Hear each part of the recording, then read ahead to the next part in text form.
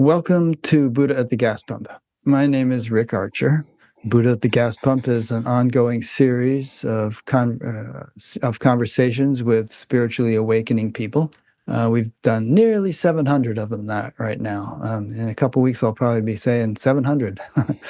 And if this is new to you and you'd like to check out the previous ones, go to batgap.com, BATGAP, and look under the past interviews menu, where you find all the previous ones organized in a number of different ways. And there's something new there, relatively new, which is the BatGap chatbot, which I just sent an email newsletter out to anyone who has subscribed. I won't explain it in great detail right now, but check it out, and you might find it interesting.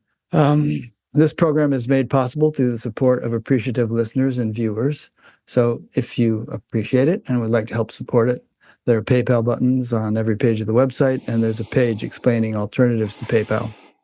We're always in need of volunteers to proofread transcripts and occasionally some other things. So if that interests you, get in touch, and we'll get you going on that. My guest today is David Doyle. Speaking of proofreading transcripts, David volunteered to proofread some transcripts. I think that's how I originally got to know him. And then also he joined the Association for Spiritual Integrity, which I helped to found. And at one point, I don't know, a couple months ago, he sent me an email with a graphic in it that explained his experience. And I won't try to describe it right now, but it looked pretty profound. And I thought, whoa, this guy has a lot going on. Who would have thunk? A lot more than I have going on. So I thought he'd probably make a real interesting BatGap interviewee. And so we talked about that, and that's what we're going to do. David lives on the water in the island city of Alameda in the San Francisco Bay Area with his wife, their teenage son, and Merlin, a rambunctious rat terrier. He was just telling me about the boat he lives on. You can see it in this video here. There it is. He's in it, and there's other boats in the background for those of you who are just on the audio. At an early age, he set upon a spiritual path and soon put down the books and turned inward. David's path has been, by most standards, a very traditional inner practice, starting with Hatha Yoga and quickly moving to Raja Yoga. Meditation was his main practice, with asanas as an adjunct to meditation. Early on in his spiritual practice, a teacher said that if you master the basics of yoga, and if you practice in earnest, all will unfold. Everything you need will come to you. David took this to heart, beginning a lifelong practice that, for the most part, was a solitary journey. At 20 years old, his third eye opened in a dramatic unfolding. And from there came the never-ending gift of insight and abilities, including clairvoyance, clairsentience, clairaudience, precognition, telepathy, and more. We're going to talk about a bunch of these experiences during the interview. Some years later, David joined the Berkeley Psychic Institute during its heyday and befriended the founder, Dr. Louis S. Bostwick, whom he considers to be his first great spiritual teacher and friend. He spent over a decade with this group and at its many institutes and thousands of students and teachers. In 2012, David came to an abiding awakening, and since that time, many changes have taken place in an ongoing process of daily and weekly energetic and auspicious unfoldings, many of which have left him nearly incapacitated, which probably doesn't sound very auspicious, but we'll talk about that. Since awakening, David has also become an adept at Qigong. He's an adept Qigong master under the guidance of Grandmaster Shi Yang Yao, formerly an elite teacher monk at the Northern Shaolin Temple in China. Additionally, many cities have developed as byproducts along the way, as well as a massive Kundalini awakening and other extraordinary happenings. Now, with 10 years having passed since this awakening, David is ready to share experiences from his 50-plus year journey with a wider audience. He created Monk with Family, a 501c3 nonprofit dedicated to the householder, but inclusive of anyone for whom the way is their life's focus. David leads a weekly satsang open to all those interested and is available for speaking engagements and other spiritual events. He's also a founding member of the Shaolin Master Qigong, a 501c3 nonprofit dedicated to sharing the teachings of Master Yao, whom I mentioned earlier. And of course, all of this will be posted on his page on the BatGap website. David is also registered in China as the Deputy Director of the U.S. Regional Department of Shaolin Bohanmen. so I probably mispronounced some of those. But anyway, all right. Well, welcome, David. Hi, everyone. Hello, Rick. It's an honor to be here, and it's fun to be here. Yeah, for me too. So you sent me a whole list of various experiences you had over the years, pretty much organized in chronological order. And in about 14-point type, it came out to 37 pages. And I read the whole thing yesterday. I read the whole thing yesterday and last night, and I really enjoyed it. And I think it would be cool to talk about all these things that happened to you, and also to not just sort of report them, but you and I can ponder their significance or lack thereof, if you feel like it wasn't that significant but was interesting. And I think there are a lot of, as I was reading it, and you mentioned different things, I thought, ooh, that would be kind of interesting to get into, because there's some teachings in there. It's not just David's experience. There's a teaching in there that would be available even for people who aren't inclined or wired to have such experiences. And you and I were talking earlier today about some other things that you'd like to discuss. So let's get right into it. We have a couple of hours, and we're going to cover a lot of material. I think this will be an interesting conversation.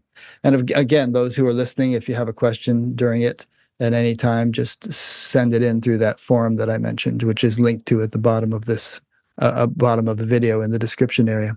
So you had your first Kundalini awakening or opening at the age of 14, 1969, which would make you about 5 years younger than me.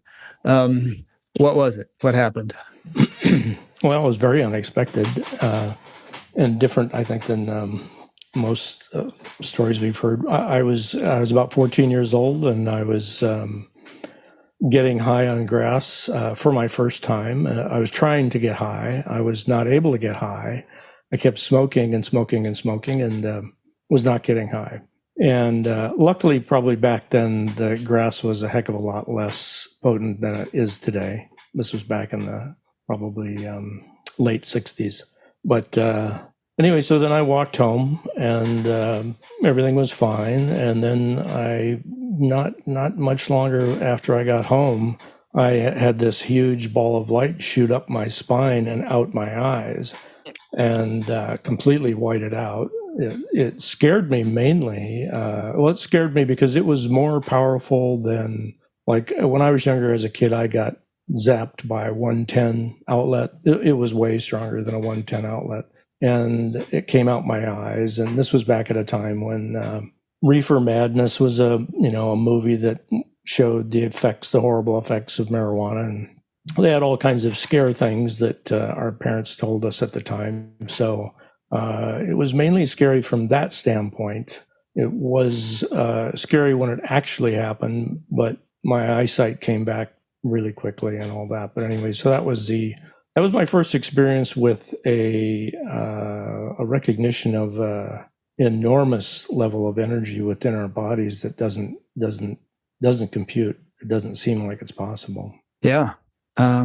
Yeah. Boy, I mean, I've met some people who are purportedly enlightened, and I've talked to a gazillion people, but some people who are a bit off the charts. And the amount of energy they seem to have, the things they can do for hours and hours and hours on end without sleep or rest or going to the bathroom or anything else is pretty astounding sometimes. So I feel like we all have that potential, just tremendous energy, which would probably fry our circuits if it were released suddenly in the average person, but which, with the proper culturing and development, could enable one to have a very dynamic life. Very.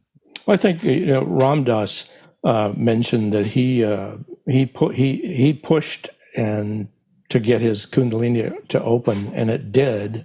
He forced it open, and it wiped him out. He said it took something. It was either 6 or 9 months to recover. My guesstimate would be that it would be considerably longer than that, actually. But I also remember having a conversation one time on a blog with a couple of people about some of the serious effects of Kundalini, and completely unbeknownst to me, 2 of the people on the blog were in institutions presently recovering from exactly what we were talking about. Yeah. I get contacted by people often who have gotten into trouble in that way. I was with a spiritual teacher once, and someone said, "Couldn't you just enlighten us today? Why does this have to take so long?" And he said, "If I could, it would take 10 strong men to hold you down." Yeah, well, Yeah. and there's a lot of different levels. So perhaps a good slogan here, and then we can move on, is safety first. That's very important. It's not just safety first. I guess it would be a good time to talk about this. As there's a lot of initial practices that are kind of lost. A lot of people don't quite understand, well, why would I want to, what's the purpose of meditating 10, 20 hours? And is it necessary at all? And so there's quite a few reasons for long form meditation. One is that you become acclimated to being with yourself quietly, and that acclimation may seem like not a big deal, but if you've tried it, we all know that if we've tried it, just stopping our thoughts, which you would think would be pretty simple.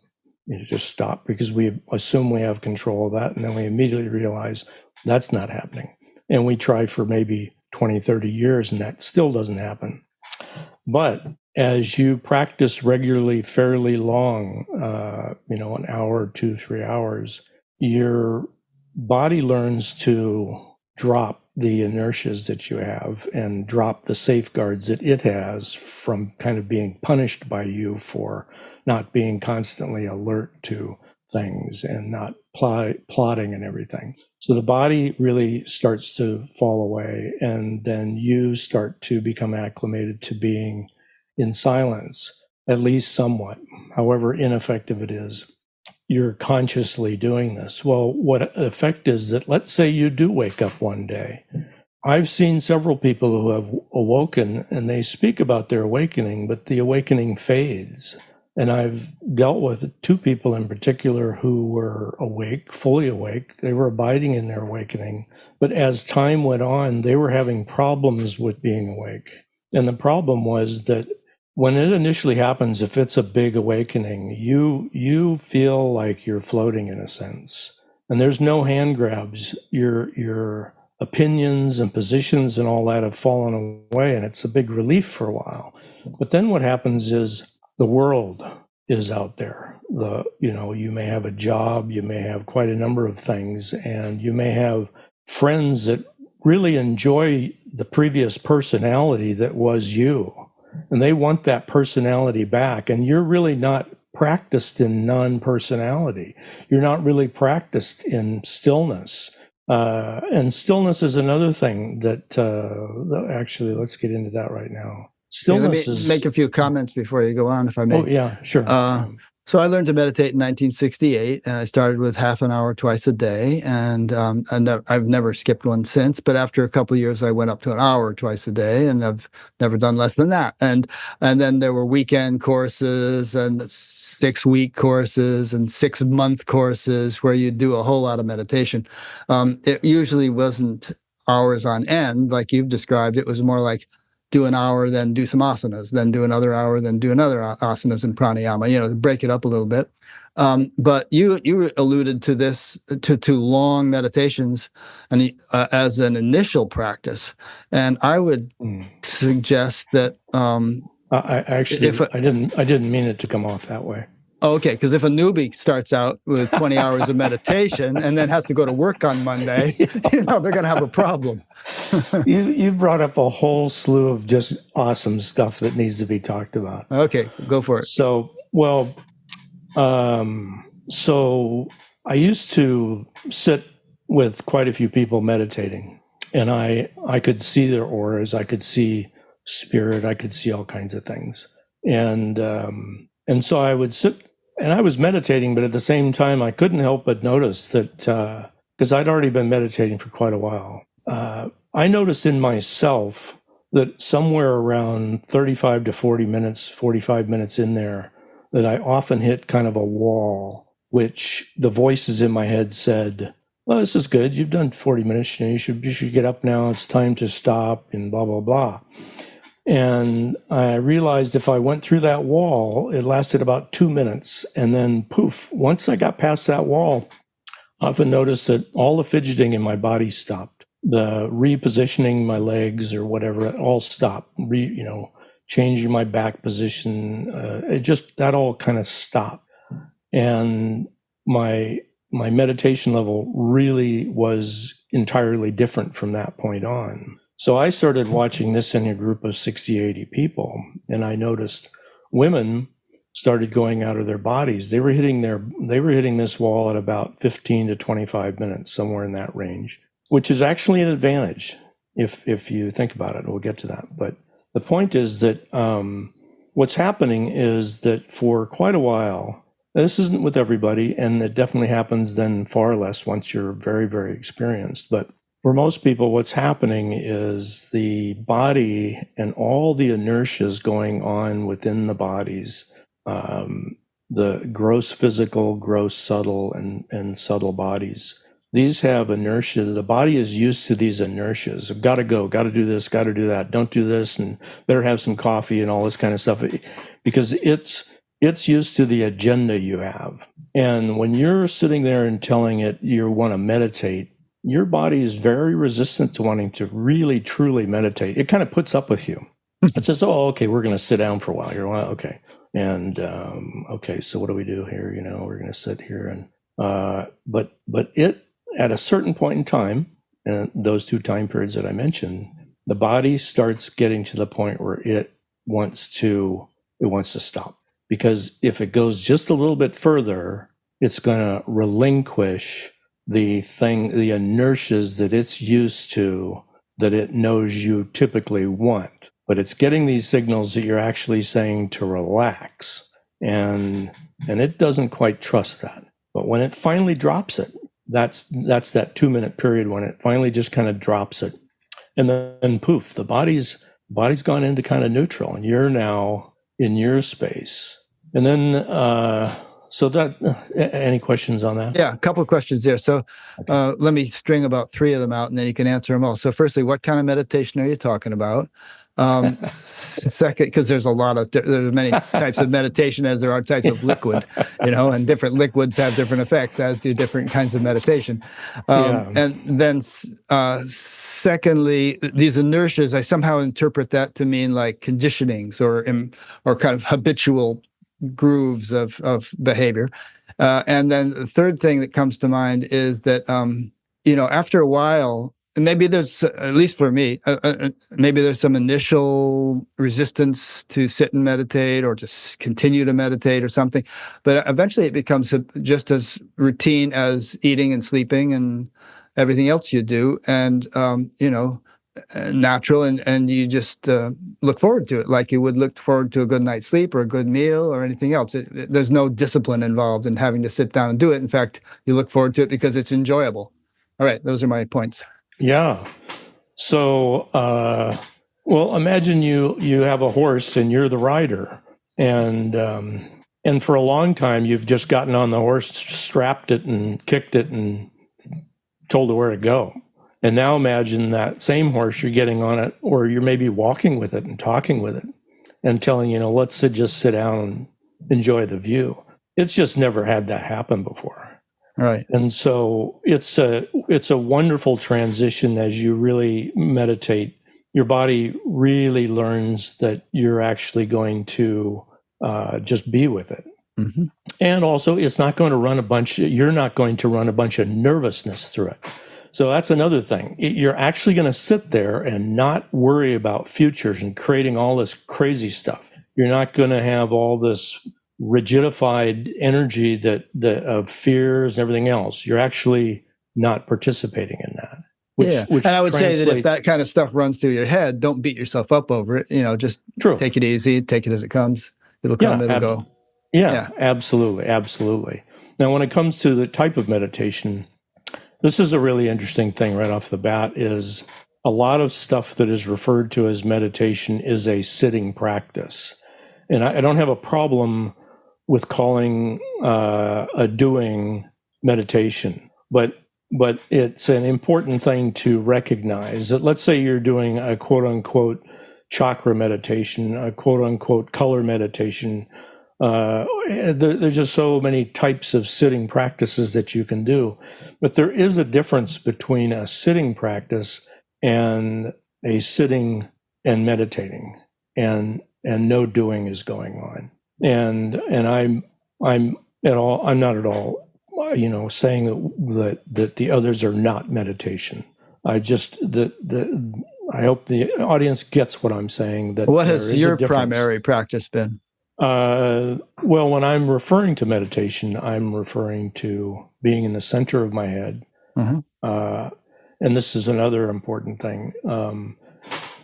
The seat of the presence should basically be in the center of the head or anywhere in the central axis. Now, the central axis isn't talked about much, but from the perineum to the top of the head and just slightly back is what's also referred to as a Taiji pole. And it's the central axis. It's not the central back channel, or it's not the front channels. It's in between, and anywhere along there from the top to way up above the head, all the way down below, or anywhere in there.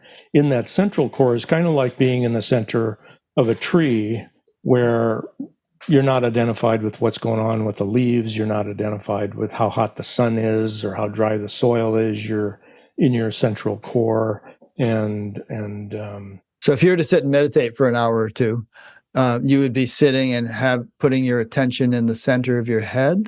And the second part of that question is, how do you juxtapose or reconcile that with Ramana's instruction about meditating in the heart? I don't know if you're aware of that, but Ramana Maharshi used to say, Ramana. Well, okay, so let's go to the first one. Okay. The central. Here's what most meditators, when they first start out, seem to have two complaints. One is it's boring, and two, they feel a lot of pressure. And the reason for that is that they're meditating from the forward part of their head. There's a huge tendency among people that are beginning to get into this stuff. Opening the third eye is the biggest thing, even though theoretically it's not, but they're still wanting to kind of be there. And then the other thing is that's where we're habituated all the time. So the reason for the pressure is that this is where we have all these conversations, analytical stuff, thinking about futures, worries, and things like that. And so going there when you're meditating is a bit like an alcoholic going to a bar and telling everybody, I'm not drinking today. It's just not, it's your place where you do all that noise. And then the other reason it's boring is because that's also where most people sit down and work from. So that's their workspace. So imagine going to your workspace and then just sitting there and doing nothing in an area that you're very accustomed to doing. The center of the head, which would be basically where your earlobe comes up and attaches to your side of your head. If you draw a line between that, and then from the center of your head to the little knob in the back, that's the center of the head. And that's really the seat of presence, or anywhere on that pole. As I mentioned, you'll be quite neutral. And also what a lot of people don't quite get is that the third eye and you have one ajna here, you have another whole complex thing here. That all goes to the center of the head. That awareness is really centered in the center of the head. Now, Ramana, I'm not that familiar with that, other than to say that there's a lot of confusion about left, right. It's slightly over here, and it's not the actual physical heart, and then you have the main center here. I recently heard one person say, that was a one-off, that what he teaches and what you find in virtually all the traditions around him, they don't teach that. And I don't know. I've been doing this long enough to say that it's amazing how much stuff will work that you wouldn't think would work. And it's also amazing how many variations there are to just about everything. Yeah. In my case, I've always used a mantra, and I've always found it effortless and blissful. And inevitably I settle down to a deeper state. But it's not to say that, I mean, I certainly wouldn't insist that that's the best way or the only way of meditating, and trying to understand it. So, like, if you were to give instructions right now, could you give instructions right now on how to meditate in the way that you do, or that you would advocate? Well, I started out, I say that I started out traditionally. I didn't have a teacher in most cases. I had teachers on very cursory levels. Even when I mentioned Louis Bostwick or Master Yao, my main relationship with them was they saw me. I'm reminded of what's the movie where they say, "I see you." Avatar. Yeah, an Avatar. Lewis saw me, and when we would get together, sometimes at his ranch, he got rid of everybody at the ranch, and we would just sit in, like, this little stone here is something, it's something we cut together at the ranch one day, and most of the time we didn't talk, really. We didn't talk much. Occasionally we'd close our eyes and go off together, but just being with him was a big thing for me. It's true also for Master Yao. But anyway, to get back to your question, I learned the typical things. You have your chin slightly tucked, and that's because the point on top of your head's about a half inch back from the top. And so you align that. And that's actually that point that I was talking about that would align with your perineum, which is between your sex organs and your anus. I was taught that you put your tongue forward, the top of the palate, as if you were, say, bite, and that stays there. Got that down. Have your jaw, teeth are not really falling off, or, falling apart or way apart, but just slightly loose, not tense. I learned, alternate nostril breathing, and Om is always with me. And Om was very helpful. Mantras are very helpful for stopping chatter. There's other things that you can do, and there's different types of, Om is a very strong vibration. Yeah. And that's attuning you to a vibration. The idea of sitting up straight was a big deal. I found I started out naturally being able to, I shouldn't say naturally. I used to be a ski racer, and I was very, very limber. When I got into this, I could do full lotus. That's how I started meditating, was full lotus. Then I would do sometimes half lotus, and then sitting and standing. I haven't done a lot standing, but I don't find full lotus a big deal. Personally, some people really push that.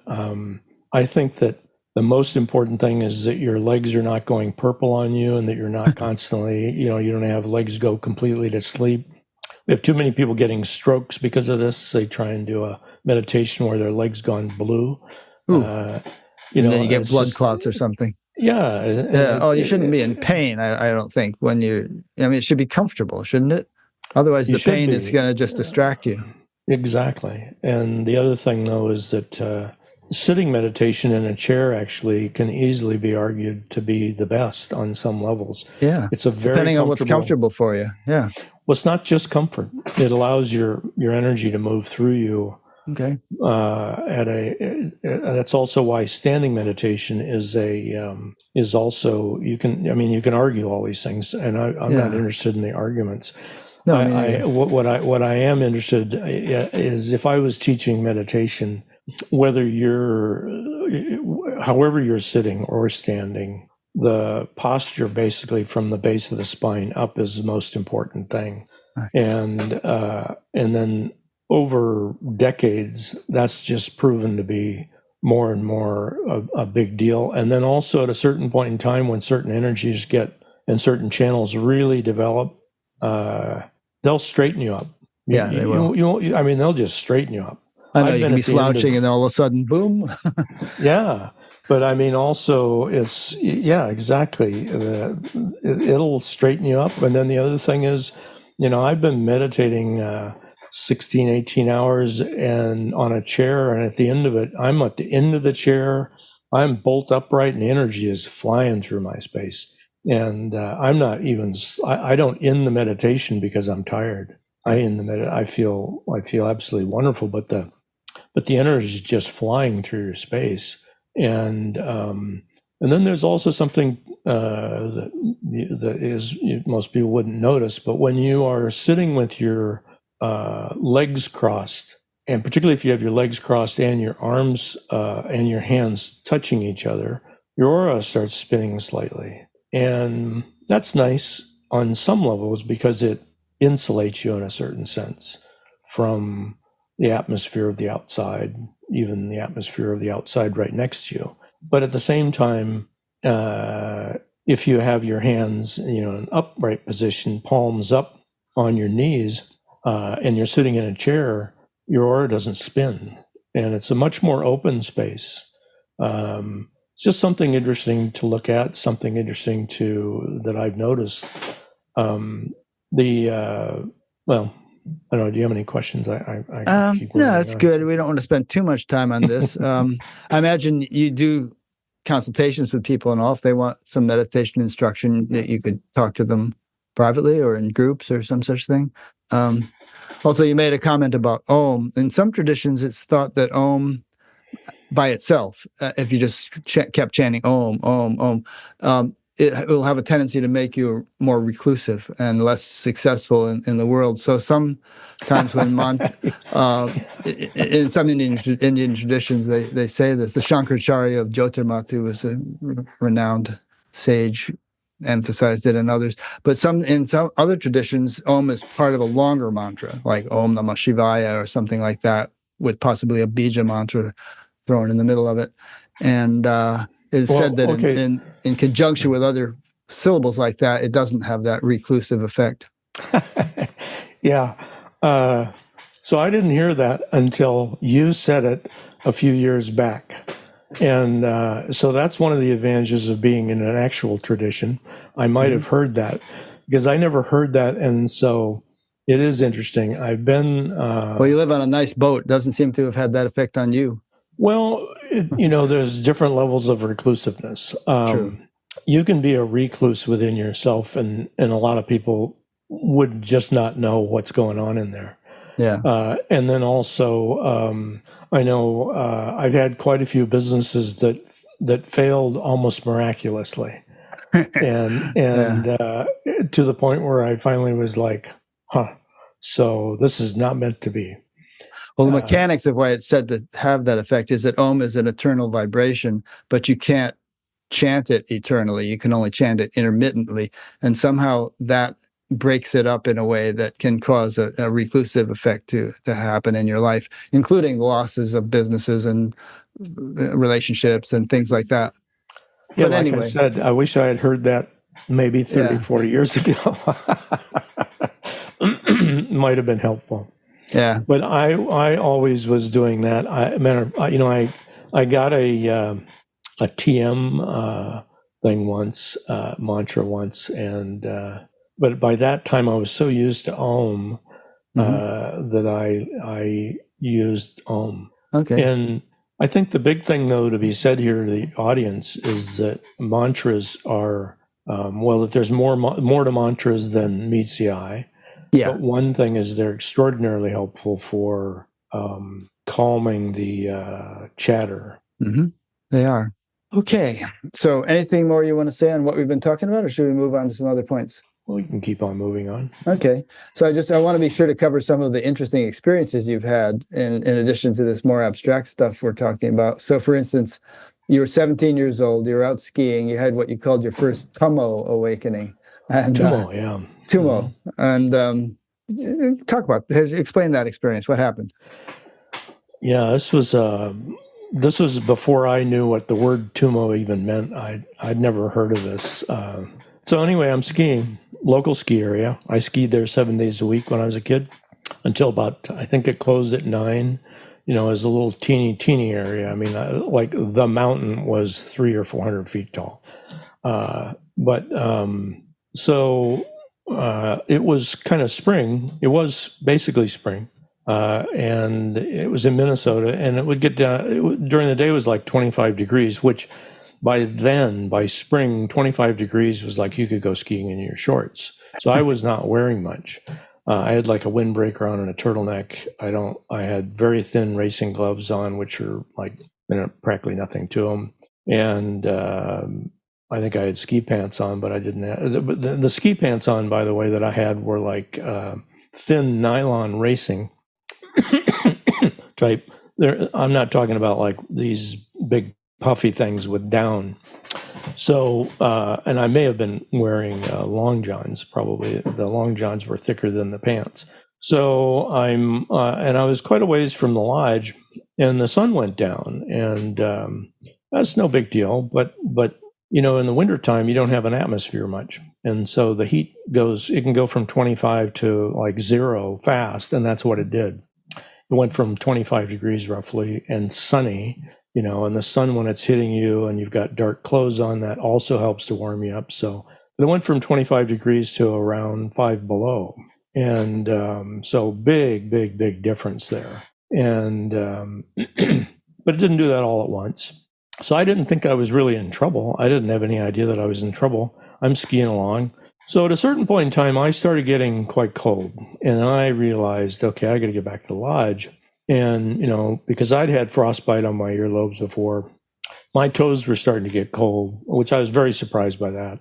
I don't think I had a hat on, because most of the time I didn't like to wear a hat unless I had to wear a hat.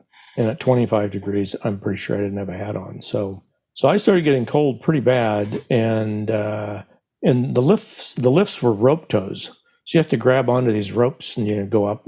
And it was and also it was at that time of the day where not a lot of people were out, and I think it was a weekday. I started getting really cold, and I'm like 2 lifts away from the lodge. I have to go up and down, which means the wind chill factor is going to be nailing me as well. And I'm really starting to get concerned. I'm a ski racer, ski patrol. I know what's going on, and I've had problems with my earlobes freezing before. And this was bad. But then just out of nowhere, this golf ball sized thing below my navel, inside maybe 1.5 inches, 2 inches in, it just starts getting warm. And I have no idea what's going on here, but then within just no time at all, my feet are toasty warm, my hands are toasty warm, but my earlobes are actually like hot. And I could actually see in my peripheral vision steam coming off my shoulders. I get up on the rope tow, I ski down fast, and I could ski fast. I can definitely do 30, 40 miles an hour down. I ski down. So that means the wind chill factor is through the roof. I go up the top, I ski down, I cruised in the lodge. I mean, I was just completely toasty warm. And like I said, the little hot ball was about the size of a golf ball, almost exactly. And the speed at which it just permeated me, and I was just immediately warm, was pretty incredible. I remember Deepak Chopra telling a story about how he went to Nepal or Tibet, probably it was Nepal or something, and met with some yogis who took him out at night, and they took, stripped down to their loincloths and wrapped wet sheets around themselves and sat in the snow. And Deepak watched as steam started rising and the sheets started drying out, and the yogis were like perfectly warm. And obviously they've got a name for this, Tumo. So it seems like it has been a practice that people have engaged in, and you just didn't know it was a practice, but it just happened to you spontaneously. Yeah, I'm certain at that point in time, if I had sat on an ice cube naked, I would have been just as happy. I mean, if you think about it, if you're skiing down, even at 30 miles an hour, I think the wind chill factor is like 50 or 60 below zero. Yeah. 50, 60 below zero. If you spit, it will turn to ice well before it hits the ground. Yeah. And I was toasty warm, wearing practically nothing. Interesting. Okay, so it's an experience. Is there any kind of like cosmic conclusion we can draw from it, or was it just one of those amazing things that have happened to you in your life? Well, okay, so that would be one of the things that I would suggest to new students is to don't try this at home. I would say just don't throw a bunch of cosmic conclusion to anything that's happening to you. Right. These days with Wim Hof, there's all this popularity of ice baths, and people are getting in ice baths and said to be good for your physiology. I know Joe Rogan apparently takes his ice bath with him when he travels and all kinds of stuff. Well, that, it's interesting. I take hot, cold showers every day. Mm-hmm. So I shower, and then at the end of the shower, I turn it on full cold, and I enjoy the feeling. At this point, I don't go yikes anymore. And right. And taking a hot, cold shower or doing cold baths is also, there are many things that can happen with that. Like an example, if a person is kind of out of sorts or has some problems with beings or whatever, that can clear that out that fast. It can hot, cold showers can be phenomenally useful for kind of a mechanical way to readjust yourself. Like it's along the same lines as fasting, along the same lines as asanas. They help really break up certain energies and also move certain energies through your space. Actually, when I meditate, when I was doing yoga kind of traditional, I was doing mainly meditation, and then you would do the asanas afterwards, because the asanas move the energies from meditation into the nadis, the myelin sheath, all of that. And that's really the purpose of in my mind, that is the purpose of the asanas. Mm-hmm. Meditation would break up the low-hanging fruit. It would start bringing big energies into the space that would help break up some of the bigger issues. And then when you finish with that, the asanas would help to then stretch those things out and into throughout all the nadis and equalize the high pressures and low pressures and all of that. Okay. All right. Going down the list. Don't mean to rush you along, but I want to make sure we get into a lot of these things. 1977, 21 years of age, third eye opening. Yeah, that's a really loaded word. So if anybody wants to think that that's not what happened, that's fine with me. But so what had happened is I had done this kind of grand experiment where I put down the books, because the books basically brought me to the conclusion that you're supposed to put the books down at some point in time and actually do mat time. Otherwise, you're just going to start getting into more and more concepts, and then pretty soon you'll start believing them, even though you don't really have any foundation in those. And I really didn't want to do that. That was a really big deal. I did not want to have a belief system. I remember somebody saying, don't believe anything I say, just do these practices and you will come to know these things. Or not, the Buddha said or you may not. Like that. Yeah, or you may not. And I took that big time to heart. That was one of the biggest attractions to Buddhism and to the Indian traditions and a lot of Eastern traditions, was that they really invited you. The beliefs were a hindrance and that they're not necessary. So anyway, I had done this experiment where I had become like a vegan, and I had abstained from caffeine and things like that, stimulants, had all kinds of traditional stuff that I was doing, and practice that I was doing, and this was during college years, so I was missing out on a lot of partying. But and I really was missing out on a lot of partying, because sometimes people would open up a dorm room and I'd be sitting there meditating or studying, one of the two, most of the time, not all the time. Not like I was the greatest student on the planet. I had been doing this for like 2 years, and I had actually come to the conclusion that I was going to quit. That all the stuff that was coming out of Maharishi Mahesh Yogi Institute, all the fantastic reasons you should meditate, I was getting all of those. My hand-eye coordination was better. I was calmer. I had more patience. There were just all the things that you get from meditation that the scientists were starting to come out with. I was getting all that.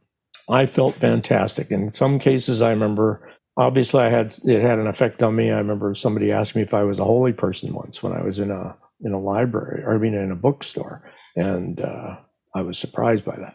But my energy was obviously affected on some level. But the fact was, I couldn't see I wasn't trying to have cities. I wasn't trying to have unbelievable experiences, but I would have thought that by 2 years of really doing it, that I'd been thrown a bone, some kind of bone that made me feel like maybe some of the more extraordinary stuff is actually real. But I did feel fantastic. But I decided that week to kind of throw in the towel. That however great I felt, I was not, that it didn't seem like I was getting anything miraculous out of it. And, so there was this group, was a Gurdjieff group, that I went to one last time, and I was just standing there, and then suddenly, have to show, suddenly it felt like my whole face was being squished back and squashed in the front. Like if it had the very exact feeling of like if you have two magnets and you put positive to positive or negative to negative, and they push against each other, and they have that kind of fuzzy pushing. It's just that this huge push was across my face, and there was nothing in front of me pushing, and it was the most bizarre, one of the most bizarre feelings that I'd ever had, and I'd never read anything anywhere about something like this. And so I didn't in any way, shape, or form recognize it for what it was. But then immediately I was hearing somebody's thought. I went to a guy that was kind of thought to be knowledgeable at that group and asked him some questions. And I could hear his thoughts completely as clear as day in his head, in the center of my head. And and so then I responded to his thoughts before he said them. And then I heard him ask a question in his head about what I had just done, and I responded to that before he said anything. And then finally he said, "Stop." He said, "I need to say this out loud." So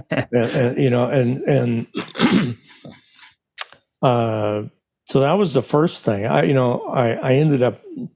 What's interesting is that I ended up leaving, in a sense, my practice for a while. And because I really had, some part of me had just stopped practicing and was like, it was done. But at the same time, now all of a sudden, all this stuff opened up, and soon, I was seeing auras with my eyes open, and over the next several years, just all kinds of things happened. I was seeing futures and learning about futures, and that was that was really interesting. Clairsentience, just the list is on and on. All kinds of stuff happened over the next 10, 20 years. Okay. And many of which you talk about in the subsequent points that you sent me.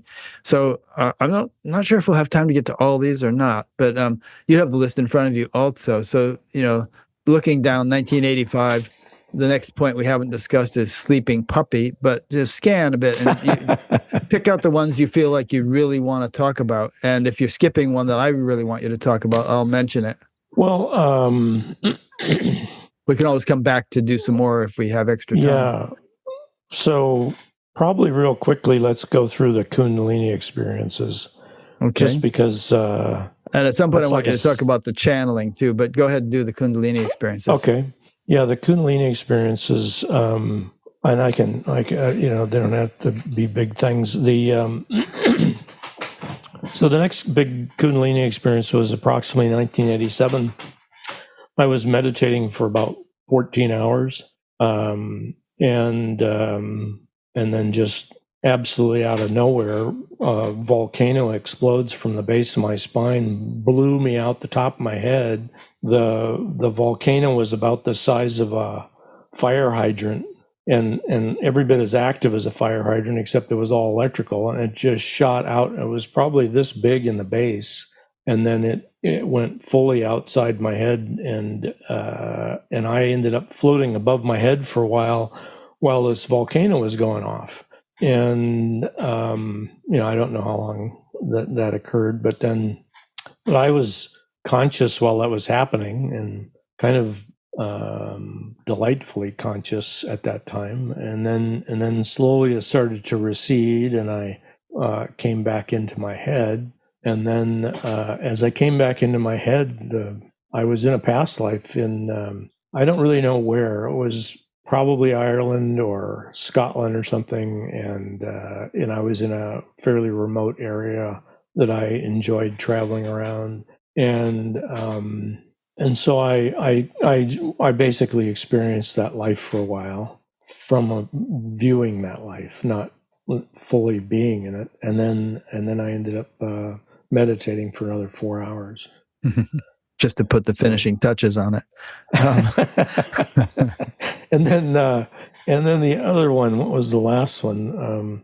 The other one.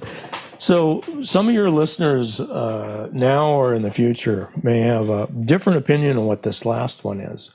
I've never heard anything like this, and so I'll just tell you what it is. But I call it Kundalini. I think it's Kundalini, though.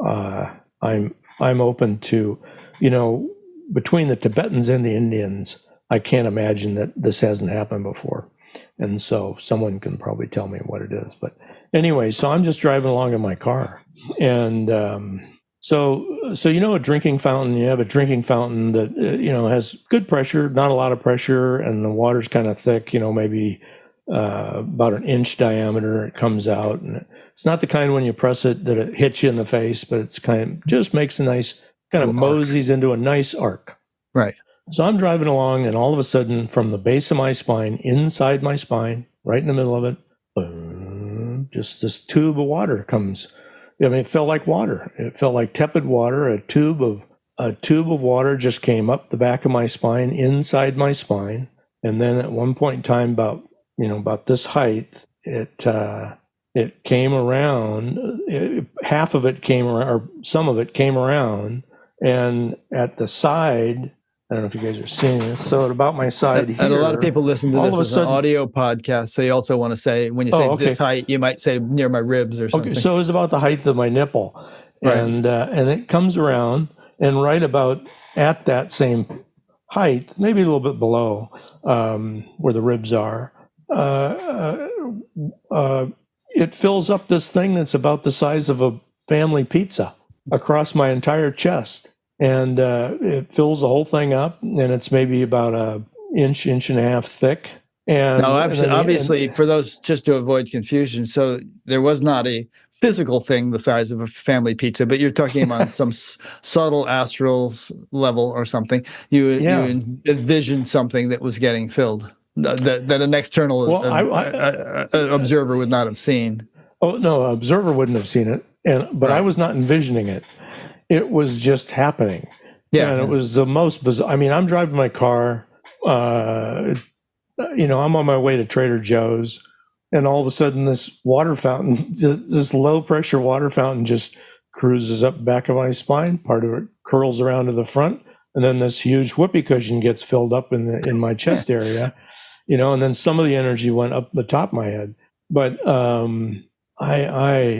I mean, so many things have happened to me that I took it in stride. And this happened in the last 10 years. The last 10 years, something pretty much ridiculous has happened to me every day or week or month. It just happens constantly. Never a dull moment, right? No. And so this was just one of those things. But and then it became a field later. Anyway, so I call that a Kundalini experience. And was it a shift such that your life was different in some way after that? Or was it just a one-off thing that happened one day and then you're back to normal? Well, that gets to this whole 10-year thing. I didn't not teach or go out into the public for 10 years because some teaching said that's what you do, though I knew that. But I did it mainly because I was getting knocked out by some change almost every day or every other day or weekly for the last 10 years. What do you mean by knocked out? Well, I mean, in other words, I don't mean knocked out, but I mean... you mean kind of blasted by some powerful thing? Okay, give you an example. Quite often, if I'm driving in my car somewhere, the energies get so big that I have to pull over because I'm afraid something might be happening while I'm driving a car. or often not. Sometimes we're driving somewhere, Tahoe or something, and normally I do the driving, but I will say, I have to pull over. You need to drive, and it's because I just absolutely have to close my eyes. Something's happening. Initially when I first woke up, it happened all the time, but it was part of the initial awakening. Well, it was like 2 years where I was on the couch half the time. A lot of times my wife had asked me, where are you? I'd be at some parking lot, tears coming out of my eyes for 6 hours at a time, just in gratitude. But what was happening in the last 10 years, since really the first couple of years, is right about the time that I had this really big abiding awakening, I also took up Qigong. And I think based on my energetic systems prior to starting Qigong, the Qigong then was able to, a lot of stuff was happening. Tiny channels, smaller than a hair, were getting 6 inches wide. The channels were, at one point in time, I'm walking around like I had these huge tubular energy channels that I felt like the Michelin Men. I'm walking around just feeling bizarre with this just huge channels. And then I remember one day I sat back on the bed, and then poof, the channels melded into one channel. And until that happened, I didn't know they had joints. But when they melded into one, I knew they had joints. And then they fade into fields of energy. This is why, if I'm teaching, I would say we have a gross physical, then we have the gross subtle, and then we have the subtle bodies. And the subtle bodies don't exist yet, and they're not latent, meaning they're different than the chakras and that. The chakras and all that, if you're not dissipating energy and your energies start building, and the rigidified energies that are unnatural are gotten rid of, then the natural pathways will start increasing and really growing. But then at a certain point in time, if you continue not dissipating energies and certain things happen, then some things mutate into fields that didn't exist before. And they can only exist if certain energies have transformed. And so then you start having the subtle bodies, which it's weird to call the chakra system, the chakras, the gross subtle, because they're not very gross. They're very, very fine. They're phenomenally fine. But the subtle bodies that can be created from effort are different. Yeah. Anyway, and so I was getting clobbered with some of that. Clobbered in the sense of that I just had to sit oftentimes, or I had to be alone, or I had to not be doing something. In your experience, do you feel like you are rather unusual in that most people, even if they're undergoing profound spiritual development, don't have such dramatic experiences? Do you think that your particular constitution is wired to have more vivid experiences than ordinary? Or do you think that the kinds of things you experience will inevitably, that everyone will inevitably encounter such things somewhere along their path? Yeah, I was extremely resistant to thinking I was different for a very long time.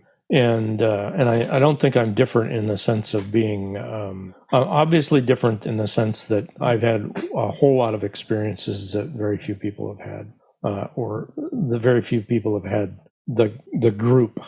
If you take each isolated thing, quite a few people have had some of those experiences. But my personal opinion is that most of us are intergalactic spaceships, and we live and die inside the inner tube of one tire. In other words, in my father's house, there are many mansions, but we're sitting in a closet. Yeah, and then some of us, get up to the cockpit and we drive around like it's a bus. Yeah, well, and I interpret that metaphor to mean like we've got this $500,000 Ferrari and we're stuck in traffic on the I-10 or something. But we're having a blast.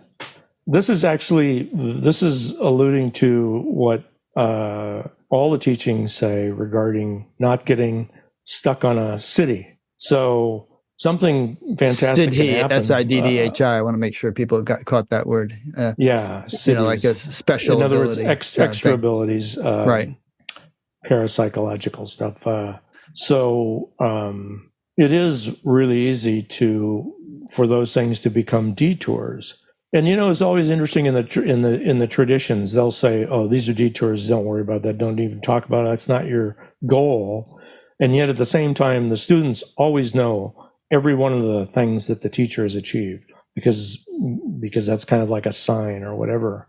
And there's no question about it that all these abilities, different abilities that we have, can be brought up. There's no question about it. You look at the average person, their chakras are barely, most people are centered in 2 chakras. They have one main chakra and they have a backup chakra that is complementary. And then many of the rest of their chakras are not particularly very well developed. Most people's aura doesn't really extend much below the hips, unless they're an athlete or a dancer or yogi, person really physical. You can go into whole countries where, by and large, a lot of the people are not very well lit up. You can go into cities; they're much more lit up. Complexity definitely exercises people more, but a whole lot of the abilities that are within us, we use all the time. We're just not really aware of it. There's times when you turn around because you don't know why, and there's somebody staring at you, and that's a very clear awareness that most people are not aware of. And there's just all kinds of stuff that we bat down. Rupert Sheldrake wrote a whole book about that, about the sense of being stared at. Yeah. Rupert, I heard a talk by him recently, and he said that private eyes, detectives know about this. And if they're following somebody, they'll be very careful not to look at the person's back because the person will turn around and blow their cover. So they can't lose the guy, but they look at his feet. And somehow that doesn't trigger the awareness that they're being stared at. Example, I used to, when I was really practicing a lot of psychic stuff, so many things I was, really honed in on. One of which was if a policeman was around. So if I was driving a car and suddenly somebody, and all of a sudden my first chakra was in a heightened state, most of us in the West, our first chakra is never in a heightened state because we're not worried about, survival, things that would make our tigers police attacking us. Yeah. Yeah. But a police with a radar gun who's trying to nail you, most of those guys are running on first chakra. They're very in tune to anomalies, people that are a threat, and or whatever. So if I'm driving along and all of a sudden my first chakra goes off, I slow down right away because there's definitely a speed trap happening. Girl, and but yeah. And but I mean, what's going on an energetic level is so phenomenal. Or here's another one. People with beautiful thought forms hanging out. And also, this is a great one. So if you have, let's say, this is really interesting for our times. So let's say you're listening to hate radio and you are really into 5 or 6 channels of hate radio, and so your tuning forks for the hate radio are they're right around you. So let's say you're eating a sandwich, you're having a good time, or you're driving a car, you're having a good time, you're listening to music, and somebody drives by you close enough and they're listening to hate radio, that vibration, that tuning fork energy reaches your tuning forks, and poof, suddenly you're starting to think politics, even though 5 seconds earlier, 1 second earlier, you're having a great time listening to the Beatles or something. And now all of a sudden, your head's gone off on this political crap and you can't get it out of your head. And it's all because somebody drove by and their tuning fork got your tuning fork going. Yeah, that's we think we're originating all these thoughts. And it is as automatic as that. Yeah, we're all little transmitter receivers. I was having a conversation with somebody today about collective consciousness and how, at a subtle level, the collective consciousness is like this giant sponge, if you will, which absorbs the influences that we all generate and then conveys them to between us and so on, and how the influences can generate, well, to switch metaphors, it can be like a cloud where the static electricity builds up to such an extent that the cloud can't hold anymore, and then we strikes out as lightning. So like that, tension can collect in collective consciousness to the point where a war breaks out because it can't take anymore.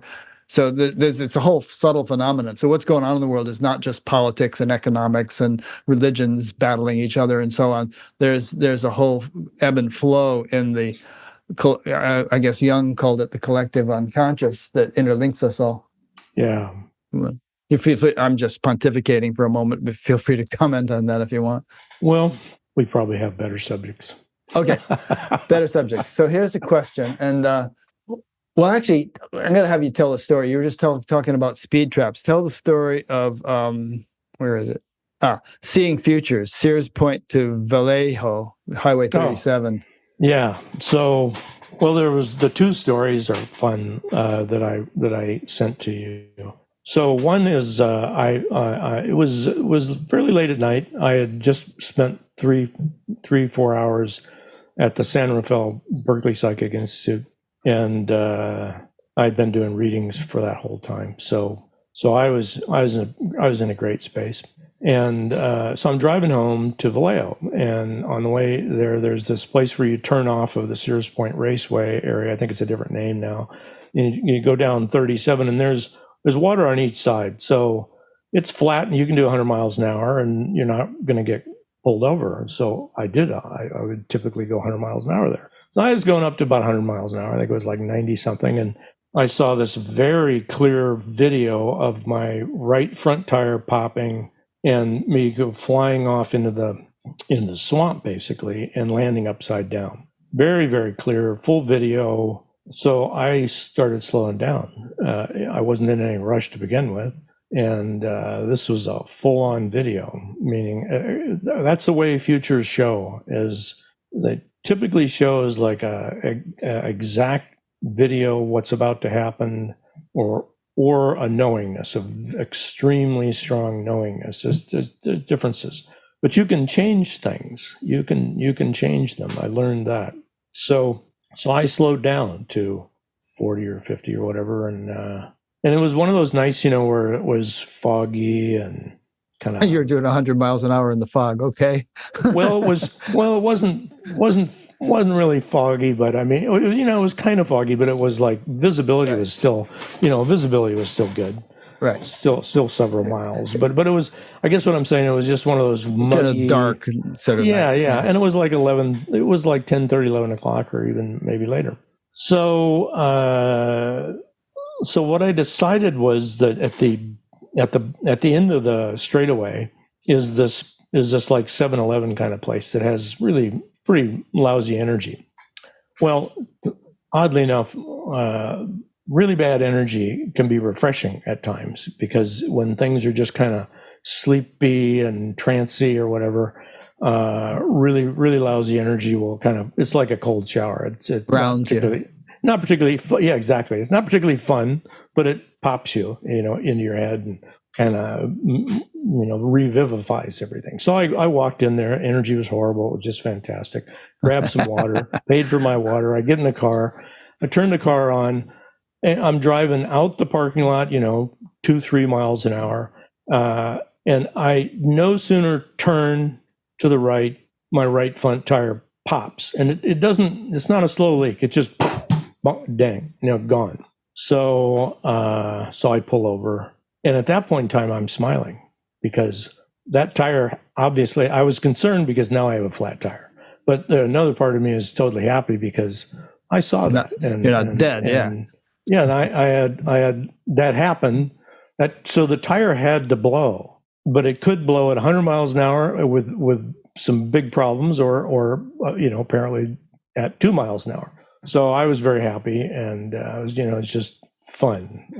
That's fun, the universe coming through like that. So then it's like 11 something at night, and this Vallejo has mixed reputation. And anyway, there happened to be 4 black guys that were walking on the other side of the street, and they now are walking directly to me. And it didn't really necessarily present a problem, but I was concerned a bit. And long story short, they came over and changed the tire for me. And then you gave them a ride someplace. So then I asked if they wanted a ride, and I gave them a ride, and so I couldn't have been, it was as good as it gets. The tire blew in a perfectly safe situation. The tire was changed for me, and I got to give them a ride somewhere. How ridiculous is that? That's cool. Somebody sent in a question here. Let's see. William Box from Miami. I'm going to ask you something in addition to his question. His question is, has he had to deal with the demonic? Has he ever been attacked? And I wanted you to talk a little bit about your channeling experience, if this would be an appropriate place to add that in, because you described that and you gave some very, what I consider to be important warnings about channeling that I think should be more widely known. So hopefully that's not a disconnected idea, but go ahead. No, I think it's great. Yeah. So the one of the most popular things these days is the spiritual warrior, and you mean like Carlos Castaneda kind of stuff, or? Well, there's Carlos Castaneda, but there's other books since then where they really get into the spiritual warrior. If you really look at Carlos Castaneda, he was not a spiritual warrior in the sense of. But anyway, the point is that there's a lot of teachings, a lot of practices where you learn to put up guards, you learn to put up, all kinds of ways in which you keep negative energy out of your space, and how to get rid of negative energy, and things along the line of exorcism, and or let's say clearing spirits out of a house, or doing that. And I've done all those things. Yeah. And let me, before you continue, let me add that 3 people I've interviewed have gotten in touch with me, independent of one another, and said that just out of the blue, they found themselves having come under attack by negative entities. And they were wondering if I knew what to do about it, or if I could recommend someone to them. And one of them was sort of an animal communicator. So she was opening herself up to sort of psychic abilities. The other guy, he was sort of into giving Shaktipat and being open to this and that. And the other one, I don't know any such details. But in every case, obviously, these are people who had undergone some kind of spiritual awakening and who were kind of open in ways that the average person isn't. And then out of the blue, unexpectedly, they found themselves being assailed by some negative entities. And it wasn't just a one-off deal. It was continuing for a while, and they were trying to get out of it. So I just wanted to throw that in for you to embellish your comments with. Yeah. God, this is a huge subject. There's a part of me that wants to just start with what I guess I will start with. But it may seem phenomenally simplistic. And that is that all of the energies that would attack you are lower levels of energy. And so as your energy gets to a certain point, the negative entities, they don't exist. They don't go there.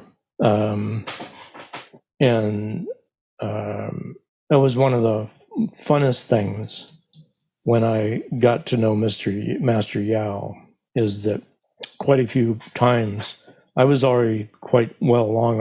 I was well along on all this stuff. And I didn't know how much Master Yao knew, but a lot of Chinese are quite superstitious and or aware of spirit, but also very much in resistance to it. And the resistance is a huge problem because it attracts them.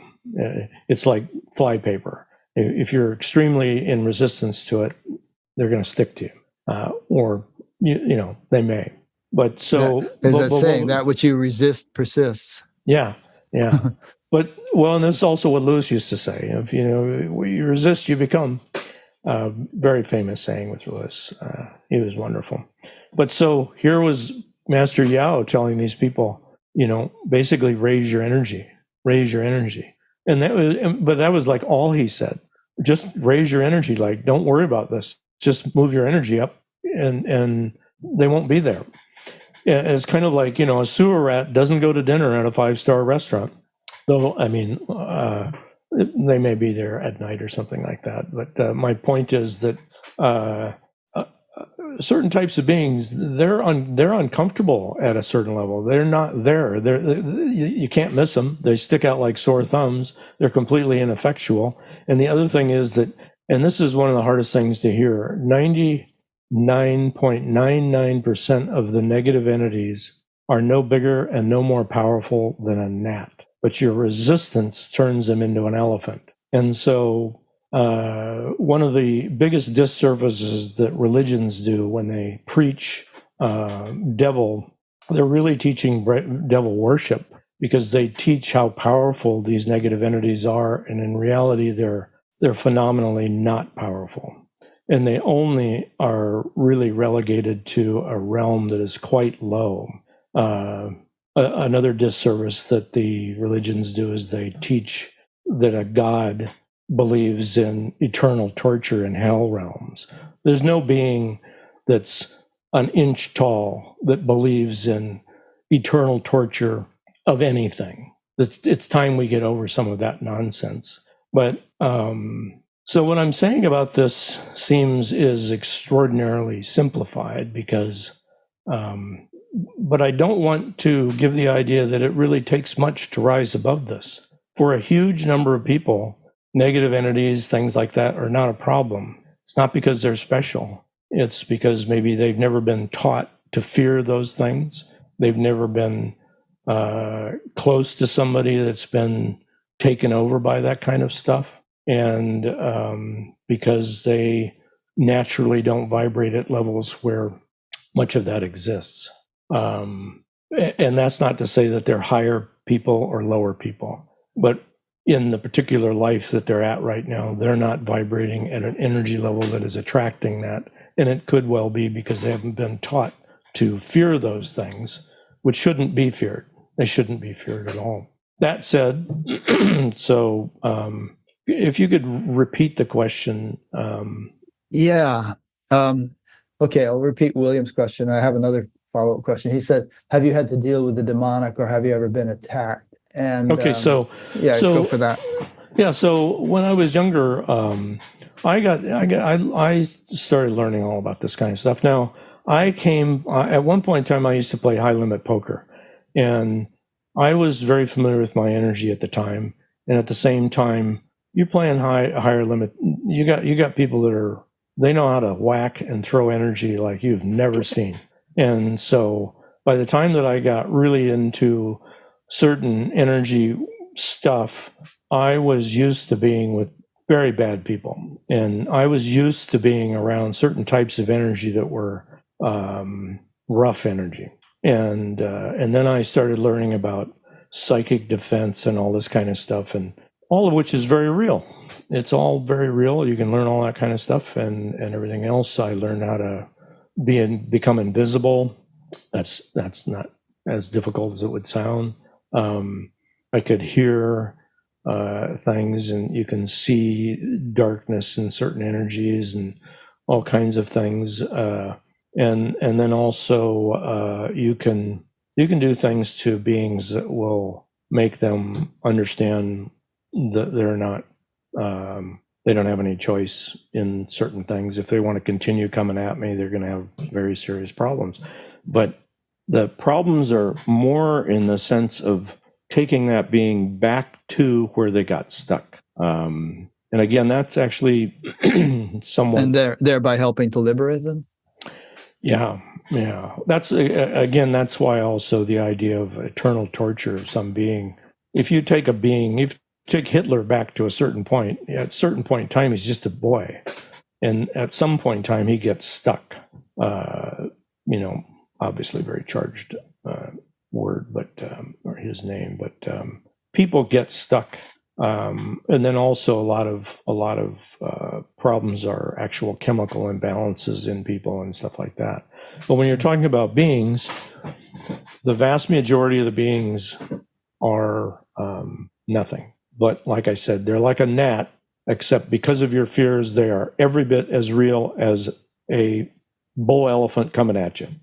Now, when a bull elephant is coming at you, even if it's a gnat, if you think it's a bull elephant, it is very hard for you to not resist the idea of this bull elephant. And it's very hard for you to get neutral because you're already not neutral. You got a bull elephant breathing down your neck and things are happening.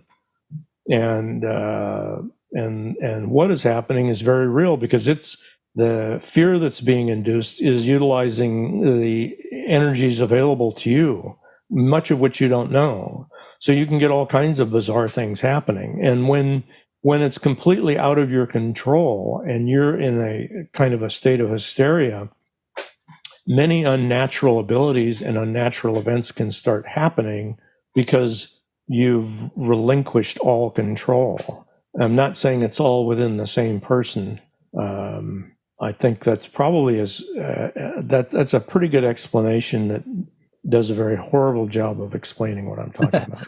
It's okay. I was listening to a video the other day by a guy named Jamie Wheal, Wheal, and he was talking about the phenomenon of so many spiritual teachers kind of crashing and burning. You know, they get to a certain point with fame and attention and all this stuff, and they seem so bright and charismatic, and then, you know, it goes south. And he likened it to the Lord of the Rings, where if there's any little bit of ego, you have to sort of refine and purify the higher you go. And if there's any little bit of ego left, it's like a chink in the armor, and it can result in your downfall. Even Frodo, like when he got to the point of being able to throw the ring into the pit of fire, his remnants of ego sort of started flared up, and he thought, "Oh, how great I can be!" And then what's his name? What's the guy's name? Gandalf? No, not Gandalf. The weird one. You know, and what's it got in its nasty little pockets? Gollum. So at that point, Gollum like bit his finger off and fell into the fire with the ring, and that was the end of the story. But had he not done that, Frodo would have succumbed to the temptation, because the closer he got to the fire, which I think kind of could represent the sort of other dissolution of ego, the more the ego flared up in defense or in response. So anyway, that's a little bit long-winded, but this phenomenon of teachers getting into trouble seems so common, and it could be interpreted as they coming under attack because they're emanating so much light and the dark forces don't like it, or maybe we could analyze it entirely in terms of their individual psychology and shadow stuff that hasn't been dealt with. Or Irene saying they just became teachers before they should have, which actually concurs with teachers perhaps before they should have. Well, here's what's interesting. This is a good subject. It's again, these are monstrous subjects. So let's say you have this massive awakening, and I had the massive awakening, just an enormous awakening. You're gone. Your positions are gone. In every human being, some of the positions are like governors. You're an asshole. You've got this or that problem. And so you have these governors. Governors meaning like that prevents the car from going any faster, a speed limit. Yeah, exactly. Yeah. Well, it's like exactly. Cars used to have governors where you couldn't go past a certain speed because the revolutions per minute would blow the engine up or whatever. Right. I think rental cars still may have that. Yeah. Or your parents may have put some throttle on something so that you didn't go so fast. Okay. So we have internally all kinds of throttles that will, a healthy person has all kinds of throttles where they, a typical throttle is you put clothes on before you go outside because, a lot of people don't want to see you walking around naked, and you don't really want to go to a rubber room that day. So that you could call that a throttle, but I mean, that's a thing you don't do. Right. And, but you mean a governor, not a throttle. A limitation. Yeah. In other words, In other words, there are things you do a restraint or a constraint. Yeah. There's certain appropriateness that you of all kinds of things that you have inculcated into your beingness, Right. and you have a massive awakening. The throttles are gone as well, and literally you may have been an introverted, embarrassed person that would never walk around naked, and you wake up and you could walk outside stark naked, wouldn't matter to you at all, other than the fact that it would matter to them. Certain vistas certain fear levels that used to hold you back, they're gone. And you don't necessarily feel like testing the water. It's just they're gone. There's just all kinds of fear is gone from your space. There's a huge lightness. There's all kinds of grasping, solid position, this, solid that. That's all gone. Interesting. And this is a huge problem for people. This is one of the things I was alluding to earlier. If you have meditated a lot and suddenly all this stuff is gone, you're already acclimated to not re-grabbing onto your positions. But as you brought up many, many times, there's Laishavidya. But I want to stay, which means faint remains of ignorance. Yeah. And let me just reflect on something you just said before you go on, which is I was watching a documentary about Andrew Cohen the other night called "How I Started a Cult," and they showed footage of him when he was younger in his cult, saying, "I have absolutely no doubt about myself. I have absolutely no constraints. I just whatever I do is right spontaneously, and so on and so forth." And meanwhile, they're shaving their heads, they're getting weirder and weirder, and then it juxtaposed to now where they're interviewing him, and he's saying, "I don't know what happened to me. I was off my rocker and I didn't realize it. I was doing all this crazy stuff," and so that, it's an example, like you just said, of you have this blowout awakening, and there are no constraints. You feel like, I'm perfect. I can do whatever I want. Even if you don't feel perfect, or even if you don't feel like you can do whatever you want, it isn't like you. It isn't like your teachers are no longer there waiting to whack you. It's like first of all, they aren't anymore. But the other thing is you just don't care. But it's not like you don't care like they're lower than me. It's simply that you do not care. Not in a cold sense or anything else. In other words, this part of you that is attached to the cultural conditioning, a huge amount of it is just gone. It's just no longer there. So what I hear you saying is not just that it's because you're a teacher that you feel like you're entitled to do whatever you want, but that somehow an actual spiritual awakening, not a complete one, but a partial spiritual awakening can blow out all your limiting factor, all your governors, all your constraints, and make you feel kind of like you no longer have the sort of critical feedback of yourself. There's that, and then the other thing is it becomes very difficult not to realize that the world out there is just walking in fear. It is just everywhere. Now the great thing is that we're at a time in history where we're in less fear than we have ever been in the history of humanity. I don't. Obviously, there's massive exceptions, and obviously, a couple hundred years ago, we didn't have nuclear warheads or anything else. But one of the reasons that I've come to conclude, one of the reasons we're having so many awakenings right now, I call it the age of the free walker, and I place it as having started around 2015, give or take, because a series of events have led up to around 2015 where humanity is now in a place it's just never been ever for, let's say, a critical mass of people. Critical mass could be 10 million people, or it could be less, could be way more. But the point is that we're walking around now so much less under the thumb of dictators, lords, kings. We're walking around so much more. Many of us are, obviously not everybody, are walking around. We've got insurance for our apartment, insurance for our car. We have health insurance, or we have universal health insurance. We have a freezer with frozen things in it, and then a refrigerator, and we've got cash, and and you can have business insurance. And if I want to wear a tattoo, 30, 40 years ago, Rick, you're old enough, 30, 40 years ago, if a woman had a tattoo, nothing was being said, but her options in life were different. And guys, the same way, unless you had like a flag from, or a battleship from the Navy, which was viewed completely as a mistake, but one that was obviously something you probably did when you were drunk. Tattoos couldn't be shown. Gay people extraordinarily in the closet. I'm not saying they're not, but the point is that lots of these people, they can be living in Georgia, working for a company in Australia. And now we know what that means, that they're work at home from, online. Yep. But the reason, just to kind of finish this, one of the things, the reason I say 2015 is because obviously we had the internet and we had all these things, but around 2015, 3D printing came in.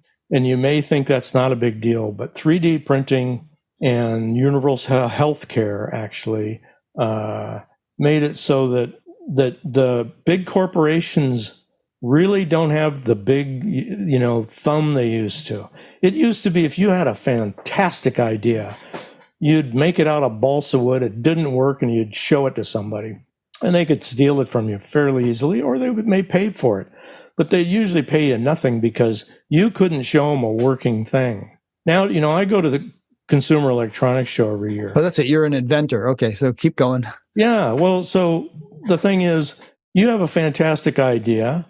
You can 3D print it for a few $1,000, and you can show up at a show. If you can't get any interest with the big guys, but you're positive you have a good product, you can show up for $5,000 with a booth at CES and show your working product. And I mean, you can actually, somebody can come by and say, I love your product, but you should change this. Boom, that night you go home and you print out a different one with a new improved thing, right on time, immediately. It used to be only not long ago, you would have to go to a company like Mattel or some big manufacturer, and they'd tell you, it's going to cost us $1 million in molds to make this thing just to see if it works. And we're not sure if it's going to be a big success and everything else. So we'll give you a quarter of a percent. But nowadays you can walk in with a complete working model. And if they're not interested in in your mind anyway, that it's a great idea, you can tell them, well, hey, thank you for your time. I'm going to go to CES. If you do want to contact me in the meantime, you're welcome to. And so that with universal health care, where you can have a pre-existing condition and you aren't, stuck with this one job because you can't possibly leave. Because if you do, I mean, you're dead, or your kid's dead. You're referring to Obamacare, by the way. Yeah, exactly. Yeah. And, but I mean, that's in the United States. If you look in many other countries, it's even better in other countries. Yeah, way better. And so the reason I'm bringing this up as far as awakening is that our systems, many of us, again, I mean, there's massive exceptions, so I'm not trying to say that this has solved anything, but there are a lot of people walking around now who do not have an inculcation in their gross, subtle bodies of fear from religions, of fear from losing everything, of fear of someone seeing a tattoo, of fear of, I can't go anywhere, I'm a female. Women are able to move forward on levels that 30 years ago, I didn't realize, until I was studying a lot of this stuff. In the 1970s, my wife's mother couldn't get her vacuum cleaner. That famous vacuum cleaner story where I thought this was the 50s where Hoover used to sell vacuums, and they were fairly expensive, but they wouldn't sell them to the housewife that wanted to buy them. They had to get permission from the husband. Right. Well, I didn't know even to get a credit card and stuff, women needed to get permission. Not in the that 70s. Long ago. Yeah. In the 70s. Well, anyway. Remember Virginia Slims? You've come a long way, baby, to get where you got to today. You've got your own cigarette now, baby. You've come a long, long way. What a ridiculous ad that was. Anyway, I don't want to eat up too much of our time with this, but I just want to mention in one point that AI is going to be a huge game changer, even much more than the 3D printer, believe me. Well, yeah, I mean, but it's and so what's happened is the ability of the little guy to do it all has just blossomed, and you know, I mean, there's other things like the passport system, all these the United Nations and all these nations getting together and making it so that people can travel relatively freely. The internet obviously makes travel fantastically, you know, super quick, and communication super quick. Yeah. And yeah, AI, absolutely. AI is going to now put massive computing power in the hands of everyone. Yeah. And however scary it might be, it also is going to be fantastic for the little guy. And so the little guy can sprout into a very big tree. 200-300 years ago, they may have had you know, you had to be the religion of whoever was the guild master. And if the guild master decided he liked your daughter, you better make it so that she's available to him. All this kind of stuff. It was horrible. Yeah. And that's gone. That's gone. But the fear, really a huge amount of fear is no longer in our systems. And a lot of the fear and a lot of the trance of the fear is why so many people live their lives inside the inner tube of an intergalactic spaceship and never leave it.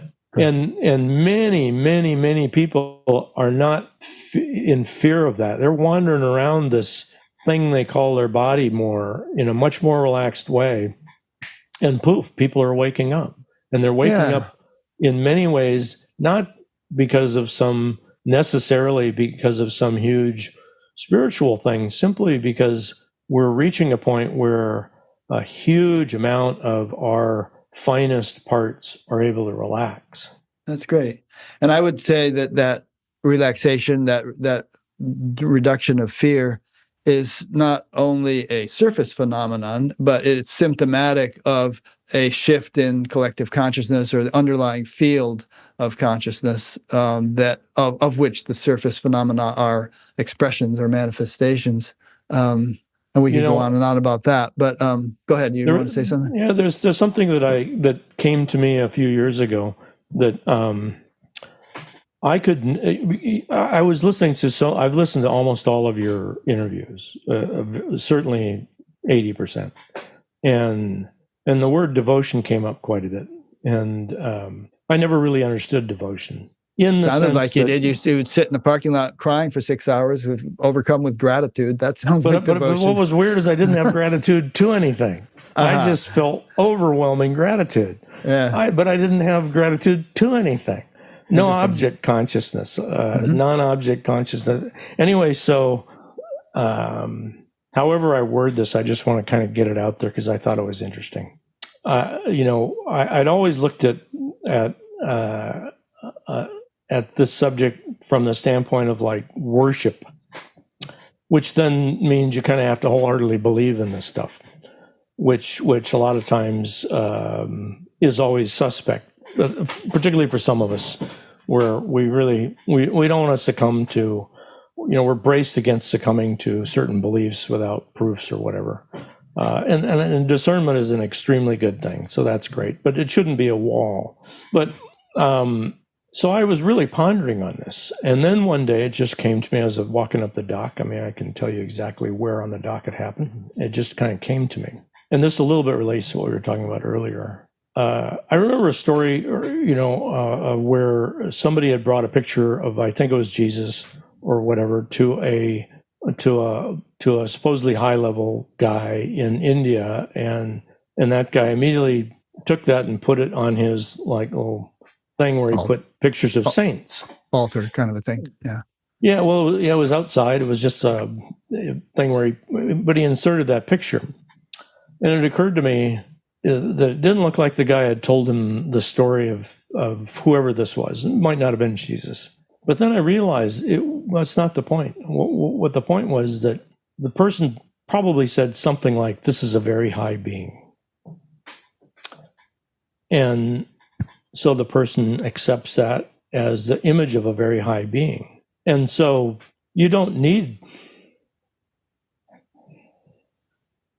to know.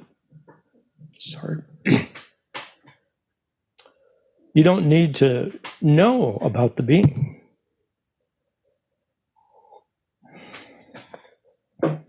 But it raises your vibration up. Mm-hmm. This is making you emotional. To say either that or you're having your COVID cough attack. But I think you're getting emotional. It's making me emotional. I'm this week in particular. Explain why it gets you so emotional. Well,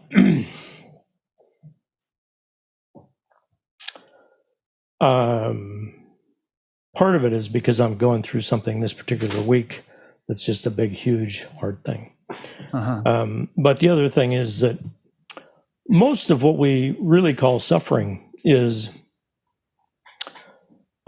being stuck on lower energy vibrations, some of which are really inculcated, like we've just been talking about, and luckily being less inculcated into us. And also some of them are just simply fears we don't really have any longer because we're insured and things can't be just willy-nilly taken away from us because some lord is in a bad mood that day. And environmental things that used to be horrible, we can go into our house and not be affected by them, or hide in our Tesla. And, it will clear smoke in it and stuff like that before it reaches us. But we tend to be so stuck in nonsensical crap, religions that teach ridiculousness and fears of, entities and stuff like that. So when you wake up, there's this idea that you wake up and the heavens just rain down on you and you're suddenly at a heaven level. And that's true and it's not true. You're still in a body. And so if your body and your horizons have never seen certain types of light, you don't just suddenly go there. You're not acclimated to those things. You're not. And so what's useful is to actually do color meditations and look at gold and think and be in higher energies that you don't typically, let's say, stay at. It's important when you awaken to take advantage of samadhi. Not everybody does. I didn't want to do samadhi because it seemed like an indulgence. What do you mean by take advantage of samadhi? In other words, learn to function from samadhi, like sanyama. If you know what sanyama is, you can function from that level and bring about different effects. You can learn to operate from that level. Is that what you're saying?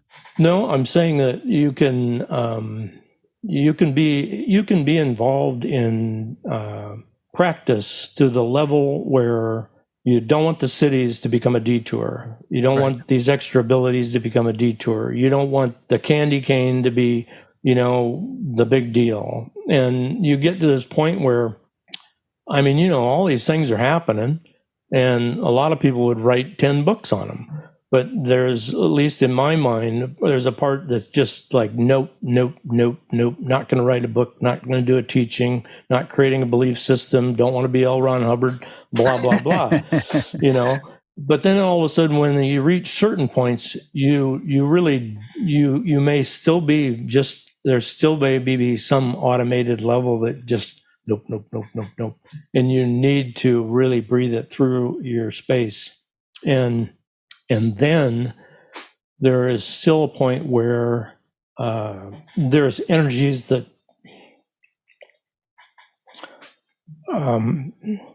they're kind of scary. But they're not scary in a bad way. God. You mean they're so immense that it's too much to handle, or kind of overwhelming? Like Arjuna's vision of Krishna in the 11th chapter of the Gita, he begged to have it, and then when he finally had it, he said, "Too much, take it away." Yeah, to some extent, and it's also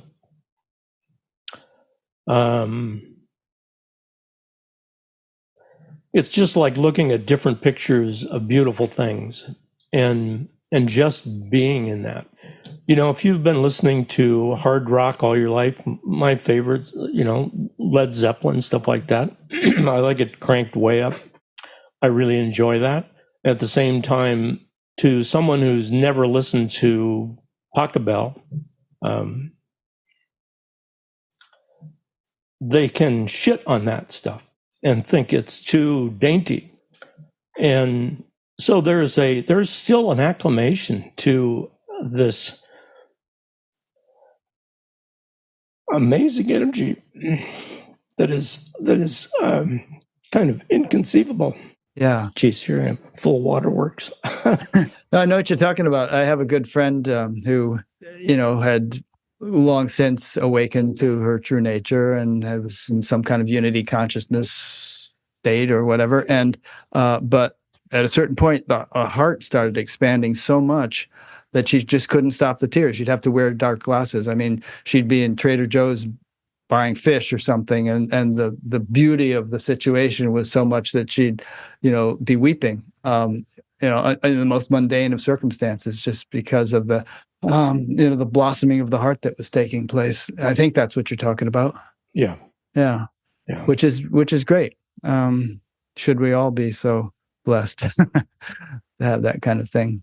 Well, this is a very, I mean, we're almost at the 2-hour point, and this is a very sweet, almost like a sweet place to end. But there are other things you wanted to talk about, which we might not get to today, like fasting and stuff. And I still wanted to, I found the thing you wrote about channeling kind of interesting, because you kind of got roped into doing a channeling session one time in front of a whole audience. Yeah. And you didn't think you were going to be the channeler, but next thing you knew, they said, go for it.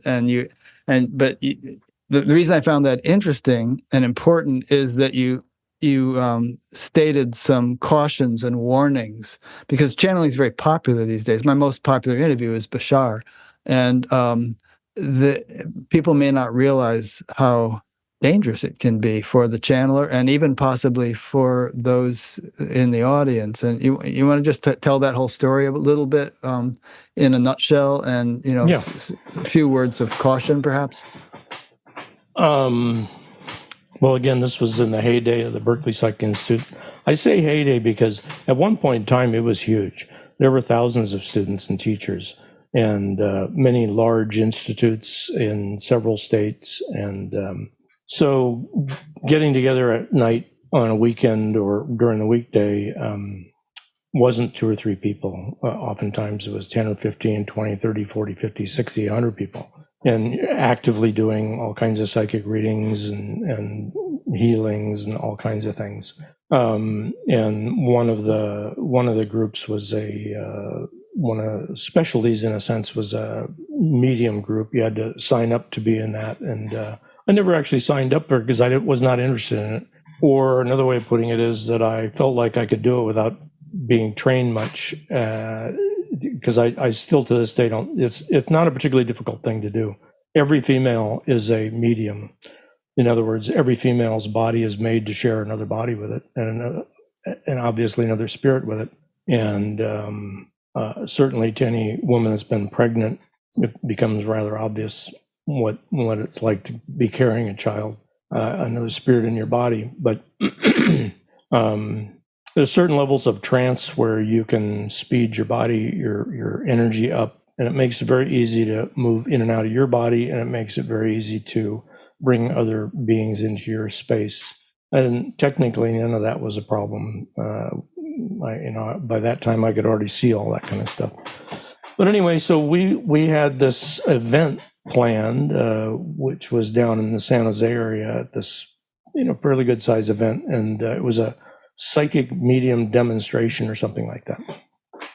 So I went along as, volunteering algo help, and so I thought I would be, typically we would have the main event, whatever that was, and there might be people on the side that are kind of controlling the energy or watching the energy or taking a look at, somebody comes in the door that maybe has some problems, and so you're acting kind of as security as also and stuff like that, or you move the chairs around or check the mic. That's what I thought I was doing. So then I'm up on stage, before the event's about to happen, and I put the chair there, and then John, who's running the thing, asked me to sit down, and I thought I was going to do a mic test. That's literally what I thought I was going to do, and I didn't realize that I was the main event, and that this was what's going to happen. Sprang it on you. So yeah, I know Lewis put him up to it for sure. So and there's 200-300 people there, and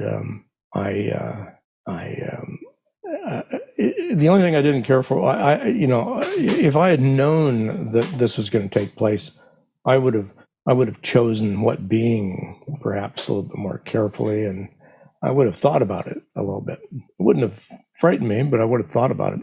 Well, I didn't have any chance. I didn't do any of that, and I start moving up my energy and all that kind of stuff, and fully capable of doing this, but. So basically, I just brought this being in that I hadn't really vetted or checked out or anything like that, and they came into my space. And but the bizarre thing was, and for me, what was really cool, because all of that is no big deal, but what was really cool is that I suddenly find myself popped out of the top of my head very clearly, full consciousness. But I pop out of the top of my head, and I am sitting right here in my hair. I can feel my scalp, I can feel the hair, and then I see basically the audience is just balls of light. But in the rafter off to my left is this enormous being that looks like a walrus. Yeah. Its head, though, is this huge head, round, very round head with a beautiful face, not a walrus face. Must have been John Lennon.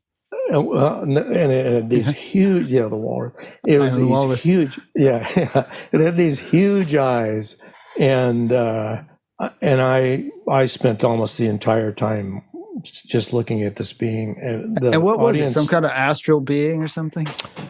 Well, it was, there's. You talk to Harry Alto. I mean, he's a guy that knows. Yeah, he sees all that kind of stuff. Yeah. So this is just a being. I wasn't looking at really its origin. What I was looking at actually was we were exchanging. We were having a big exchange, and I could see deeply into his being.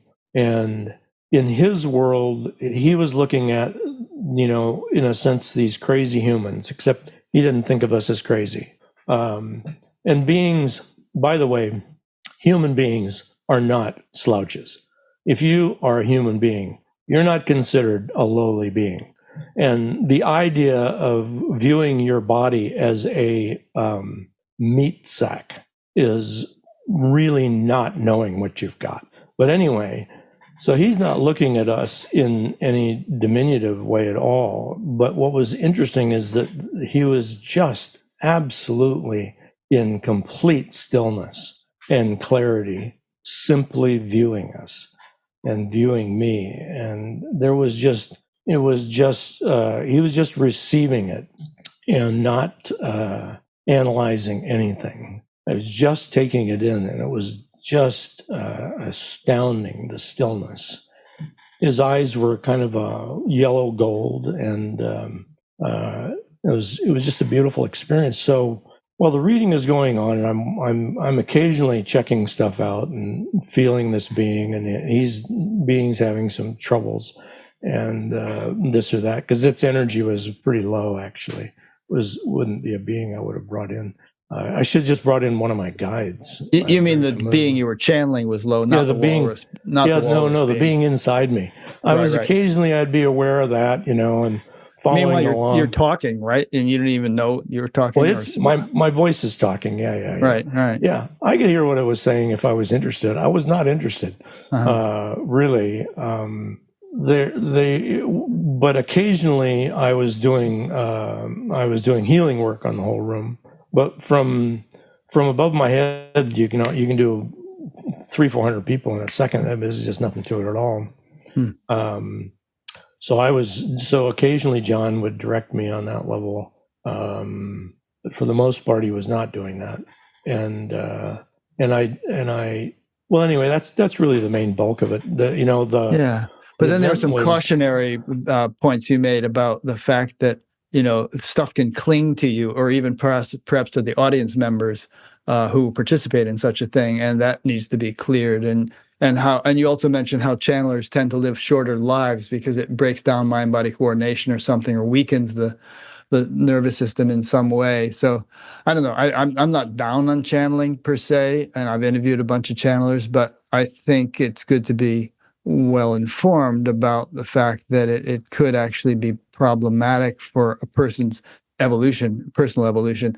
As a friend of mine once said, just because you're dead doesn't mean you're smart. So, the information coming through isn't necessarily better because it's being channeled, but also, although there could be some profound stuff, but also it's questionable in terms of the evolutionary value it might have, or the impact it might have on the channeler's personal evolution. Or would you agree with all what I just said, or would you want to contradict some of that? Well, pretty much. It's so fascinating as a psychic to watch a medium. By the way, I like Bashar, and I've found I enjoyed talking to him. Yeah, virtually everything he says is, particularly about frequencies, is right on the money. Mm-hmm. And his energy is obviously very nice, very nice. Yeah, I have no negative, nothing but positive thoughts about him. But what's interesting is that most of the people that are channeling are actually a lower being, not a higher being, though they may think, it's like 90% of them think it's an angel. It's not an angel. It's usually a being that's considerably lower than a human being. But that's not to say that that's very low, because a human being is quite high. The higher self of a human being is not low. And so, but what happens is that they're in the congestion of the body, and they can't think, and they can't access so much of what they have, and the Akashic records, all those things. So they bring a being in, they raise their energy up. So a lot of professional mediums, we know many of them drink a lot of coffee, have a lot of sugar, have a lot of chocolate, things like that prior to elevate their energy. It's not necessary to do any of that. You can elevate your energy without doing that, but a lot of them do that. And a lot of them have given up the controls to the beings. And you'll actually hear them actively talk like that. They'll say something like, you ask them a question, they'll say, well, it depends on what the being is allowing me to do, blah, blah, blah. And so that's unfortunate. They haven't set the ground rules. Second of all, many of the beings that are being channeled are lower beings, not necessarily, I don't mean in a negative sense, just simply lower than the human. But what they do is they come into the body and they tap into the actual person's Akashic records for their memories.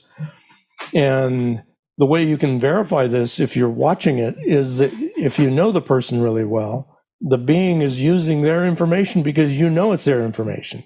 But they're able to use it cleanly because they don't have this all this rigidified energy between that information and them, and so they can speak it easily.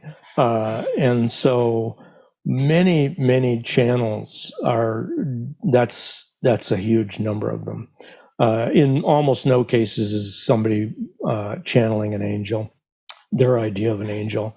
There are so many spirits out there that are wonderful spirits that are not positioned like humans get positioned here. And so a relatively simple being that is not considered nearly as high as a human being, but in the state that they're coming in at, they would appear to anybody else as very high simply because they're unencumbered. And an unencumbered spirit doesn't necessarily have to be pretty complex to say very, very amazing things that are extremely clear, because they're not burdened by all this tug of war going on with these inertias that they have in their space. So one of the problems, though, with people that are actively playing around with some of this stuff is it gets along with a line with a whole mess of stuff that's actually kind of not right. Like an example, it's very common for people to talk about clearing your chakra. what does clearing your chakra mean? And, chakra is this extremely complex thing. And then if it's grown in a certain sense, it becomes unbelievably complex. Many, many, many, many abilities. Well, if you don't know what you're doing, really, you're supposed to be out there clearing stuff out? I mean, because there's a really good chance that you're clearing weed, flowers out that you're just, I mean, there are too many teachings where there's a doing going on, and the person that is doing is a rank beginner, and they have no idea what they're talking about, but it sounds good. I'm going to clean my chakras. Or as an example, you take a crystal and you start doing crystal stuff on some of your chakras, you can do damage real fast, because you've already got a lot of energy, and now you're concentrating a ton of energy into areas where you don't know what you're doing, but your main goal is to feel something. And oh my God, you should feel this crystal. Oh, this is really powerful. And it's like, yeah, it's totally powerful. And if you, I remember going to the crystal show in San Francisco, and half the people in the booths looked like they were on speed, or that they had been doing speed, like way too much speed, and their synapses were fried. And it was because they were around all these crystals, and it was overloading their systems, and they looked literally physically, their energy, their auras looked like they had been doing a lot of speed. Wow, interesting. It was sad to watch that, and they were very well meaning, but wearing big crystals in certain areas and being around that a lot. But get back to it. So a lot of people, when they are trying to channel, they open their whole space up. I'll open up all my chakras. That's not a good thing to do. Opening up all your chakras willy-nilly is very similar to opening up all the doors in your house. You open up all the doors in your house, you leave them open, critters are going to walk in. And people might walk in and rearrange the furniture and stuff. When you let a being into your space and you don't set the ground rules down, where you say, okay, you can come into my space, but you don't leave any hand grabs for you to come back in when I'm least suspecting it. You come in and you don't touch anything. You just utilize what I allow you to utilize, and then you leave clean. I want all your energy gone. Take all your energy out. And any energy in your space, I want back in my space. And you set ground rules like this down, and it doesn't matter. Here's another way to put it. Let's say it is an angel. Is an angel going to have an argument with anything I just said? No. The only person, or the only being that would have an argument with anything would be a being that would be apt to do something like that you don't want done. So so it's not going to limit your ability to bring in a wonderful being. It will limit beings that that might take advantage of you, and because you're laying down some groundwork, and maybe even if they try not to obey it, at least you're also saying, this is how I keep my house. You can have a party and most of your friends are good and one isn't so good. Well, so you fix that and you don't invite them again. Or you tell them, hey, please don't do that again. But it doesn't wreck you. And so when you open yourself up to beings coming into your space, it's so cool. You're doing something. You're feeling the being. Oh, my God, it's coming in. It's an angel. It's always an angel. It made me feel so fantastic.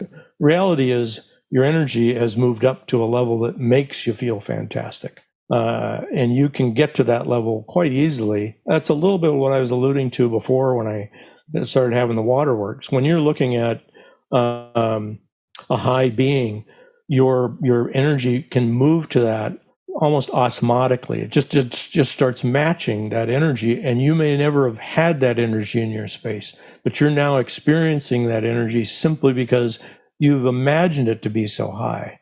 And in imagining it to be so high, you go there, and then you start acclimating to these energies that are inconceivable. So the opening all your chakras, chakras are apertures that open and close according to need.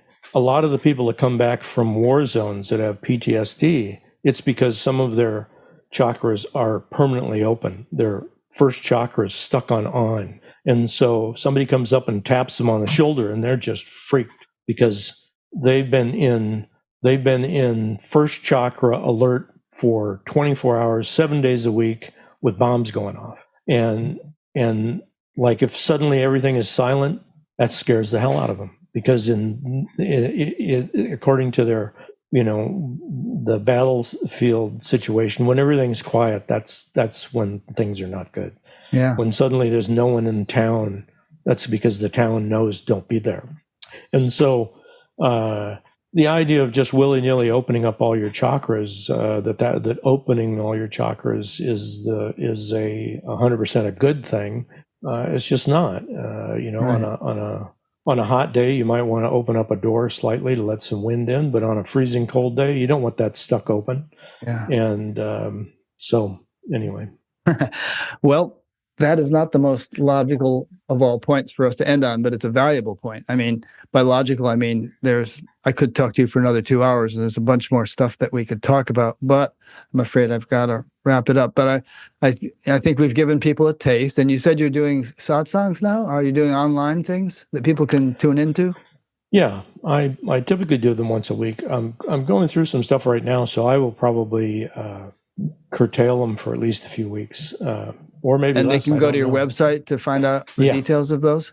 Okay, good. Because I think I think a lot of people will find that will have the same opinion I do, which is you're a fascinating guy with a lot of interesting things to talk about, and I might tune into some of your satsangs myself if I can. And because I think I'm learning things from you. I always like to spend my time on things that teach me something, and you've got a lot of interesting things we haven't even talked about. I mean, the whole, you wanted to talk about fasting. There's the whole qigong thing, but we just don't have time in a single interview. But so consider this audience to have, been a kind of a buffet that you can't eat everything in the whole buffet, but you sampled some things and you got a sense of David Doyle, and, go to his Batgap page, hop off to his website, and, check out what he has to offer. And I hope you keep offering it for a long time. It seems like you're a valuable voice in this world,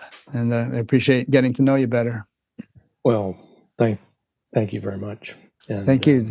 Can't tell you how much I appreciate what you're doing. Yeah, well, I thank you so much. It's a wonderful aspect of what I do is getting to meet people like you. Most of my best friends are people I've never actually met in person, but I've met them through Batgap. Okay, so let's see. There's going to be a gap of a few weeks now, and then I'll be interviewing Swami Medhananda, who is an associate of Swami Sarvapriyananda of the Vedanta Society. And then after that, Brad Laughlin and Anna Breitenbach. Anna's been on Batgap before. She's an animal communicator. She and Brad is Leslie Temple Thurston's husband. He lives in South Africa. Leslie's been on Batgap. And I've started to sample what both of those people have to say, and it's always fascinating. It's like every person I interview is like opening a new Christmas present with surprise and delight, because everyone has so many interesting things to say. People are so fascinating. So thanks, David, and thanks to those who've been listening or watching, and we will see you for the next one. I'll tell you a quick funny story. So there's this guy, there's a local TV station, and every morning he finishes the broadcast by saying, "See you tomorrow morning at 5:30." And we just found that sort of delightful. So, but he stopped for a while, and I finally called the station. I said, "What happened to that guy? Did you didn't like him doing that?" And she said, "Oh no, he got married. He went on his honeymoon. He'll be back." I said, "Oh, okay." So he came back, and she had told him that I had called and said that I like that he does that. So now he really exaggerates it every morning, and he has a big smile on his face, and he laughs when he does it. Funny little story from the life of Rick Archer. All right. Thanks a lot, everybody. We'll see you for the next one. Bye now. Thanks, David.